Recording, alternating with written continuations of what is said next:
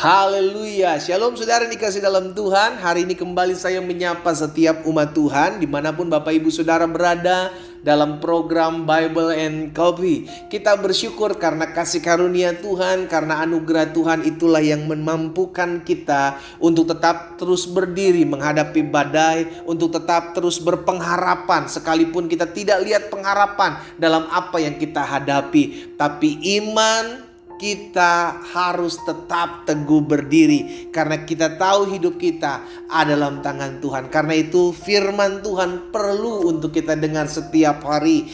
Karena Alkitab jelas mengatakan firman Tuhan itu yang memberikan kita kekuatan, kemampuan untuk kita menghadapi badai hidup apapun. Sehingga pada akhirnya hidup kita menjadi hidup yang menjadi berkat. Sekalipun kita punya banyak pergumulan, kita punya banyak masalah, tapi kita bisa menjadi berkat. Itu sebabnya saudara yang dikasih dalam Tuhan, Tuhan menghendaki buah dalam hidup kita. Dan buah itu bisa dinikmati oleh orang-orang di sekeliling kita ketika kita terus tertanam dalam firman Tuhan. Itu sebabnya Yesus bilang, jika kamu tinggal dalam aku dan firmanku tinggal dalam kamu, maka mintalah apapun juga, maka engkau akan mendapatkannya. Kita akan kembali merenungkan firman Tuhan saat yang indah ini. Kita mau bersyukur kepada Tuhan. Mari kita berdoa.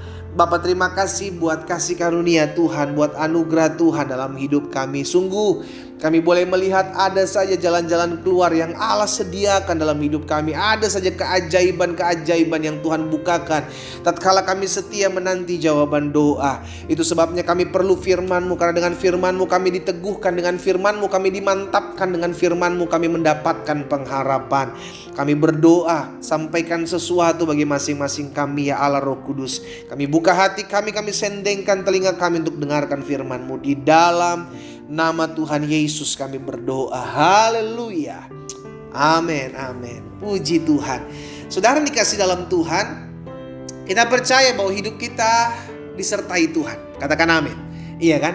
Kita adalah orang-orang yang disertai karena Alkitab jelas katakan namanya adalah Immanuel. Allah yang tidak pernah meninggalkan kita, Allah yang tidak pernah membiarkan kita, Allah yang dekat dalam hidup kita. Sebabnya kita memanggilnya ya Abba, ya Bapa. Tapi bukan berarti karena kita hidup disertai Tuhan lalu kita tidak punya masalah. Bukan berarti karena kita hidup disertai Tuhan lalu semua berjalan sesuai dengan apa yang kita inginkan. No, justru terkadang kita bisa melihat penyertaan Tuhan tatkala kita difitnah. Iya kan? Mungkin sebagian kita bilang, oh pendeta janganlah berdoa begitu, saya kan gak mau difitnah. Loh saudara, kita gak akan pernah bisa melihat Allah yang adil kalau sebelumnya kita tidak mengalami ketidakadilan. Iya kan? Kita gak akan pernah bisa berkata engkaulah Allah Yehova Rafa, engkau Allah yang menyembuhkan, kalau sebelumnya kita tidak mengalami penderitaan sakit penyakit.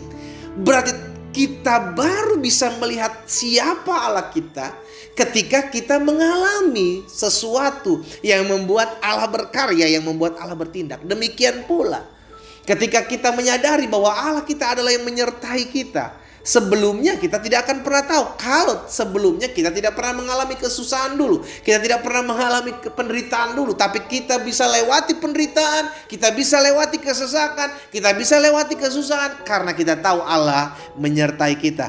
Nah, Kejadian 39 ayat yang kedua, saudara lihat baik-baik. Tetapi Tuhan menyertai Yusuf sehingga ia menjadi seorang yang selalu berhasil. Betul ada badai, betul ada pergumulan, betul ada masalah, tapi di end of the day-nya dia menjadi orang yang berhasil. Kenapa? Karena ada penyertaan Tuhan. Ia menjadi seorang yang berhasil dalam pekerjaannya. Maka tinggallah ia di rumah tuannya, orang Mesir itu. Jadi lihat saudara, Yusuf tinggal di Mesir.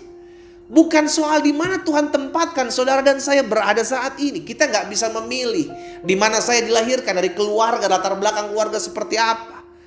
Tapi izinkan saya, kita bisa memutuskan untuk tetap memilih Yesus sebagai Tuhan dan Juru Selamat kalau engkau mau melihat penyertaan Tuhan dalam hidupmu. Iya kan? Sehingga akhirnya kita menyadari dimanapun Tuhan tempatkan saya berada, baik saya dilahirkan di keluarga mana, saya kerja ditempatkan di keadaan seperti apa, saya ada di posisi seperti apa, saya punya masalah seperti apa, yang saya tahu dan saya percaya Tuhan Allah Immanuel adalah Allah yang menyertai saya. Iya kan? Tapi bukan berarti semua berjalan dengan baik. Bukan berarti berjalan semua sesuai dengan apa yang kita mau. Terkadang ada air, ada sungai yang harus kita seberangi. Makanya dalam Yesaya 43 ayat 2 firman Tuhan katakan begini. Apabila engkau menyeberang melalui air, aku menyertai engkau. Lihat saudara. Jadi sekalipun kita melalui air, menyeberang melalui air atau melalui sungai-sungai, engkau tidak akan dihanyutkan. Karena apa? Penyertaan Tuhan. Apabila engkau berjalan melalui api, engkau tidak akan dihanguskan dan nyala api tidak akan membakar engkau. Kita lihat Sadrak, Mesak, Abednego di dapur api yang apinya panaskan 7 kali lipat, saudara dikasih dalam Tuhan. Mereka safe, mereka aman, mereka terselamatkan. Kenapa? Karena di dalam sana, lihat, bukan berarti mereka tidak masuk ke dalam dapur api. No, mereka masuk dalam dapur api, tetapi di dapur api mereka disertai. Daniel tidak lolos dari gua singa. Daniel masuk tetap dalam gua singa. Tetapi di gua singa Daniel disertai. Yusuf bukan berarti tidak masuk penjara, tetapi dalam penjara Tuhan sertai. Siapa lagi? Daud lari dari satu gua ke gua lain, kota ke kota lain, persembunyian satu ke tempat persembunyian yang lain. Bukan berarti dia aman, tapi tetap Tuhan sertai. Siapapun kita yang menyadari kita punya pergumulan, kita punya masalah, bahkan sampai hari ini ada banyak orang berusaha menjatuhkan hidup kita, menjatuhkan bisnis kita. Izinkan saya hari ini mengingatkan, engkau akan menjadi orang yang disertai ketika engkau mengandalkan Tuhan. Apapun terjadi dalam hidupmu, itu tidak akan pernah melebihi kekuatanmu. Karena kita pegang janji firman Tuhan. Apapun yang saya hadapi, sungai saya lalui, api saya jalani, tapi itu tidak akan membiarkan saya terbakar dan tenggelam. Karena saya tahu Tuhan menyertai hidup saya. Nah, hari ini kita diingatkan. Karena Tuhan menyertai kita, maka yang pertama, berarti Tuhan juga yang menjamin dan memelihara kehidupan kita. Sama-sama bilang sama saya, Tuhan yang menjamin dan memelihara hidup saya. Iya dong, karena Tuhan menyertai. Kalau Tuhan menyertai, berarti Tuhan berjalan bersama-sama dengan kita. Kalau Tuhan berjalan bersama-sama dengan kita, berarti Tuhan juga yang menjamin dan memelihara kehidupan kita. Nah, tugas kita apa? Serahkan kekhawatiran kita kepada Tuhan. Makanya pemazmur bilang, serahkan kekhawatiranmu kepada Tuhan, karena Ia yang memelihara engkau. Iya kan? Karena kita tahu Tuhan yang memelihara kita, karena kita tahu Tuhan yang menjamin kita. Wow, ini menjadi sebuah kebenaran yang harus kita pegang. Yang pertama, karena Tuhan menyertai kita, maka Tuhan juga yang menjamin dan memelihara hidup kita.